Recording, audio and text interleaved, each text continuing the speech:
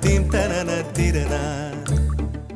நடந்தால் ஆறு எழுந்தால் அருவி நின்றால் கடலல்லோ. சமைந்தால் குமரி மணந்தால் மனைவி பெற்றால் தாயல்லோ.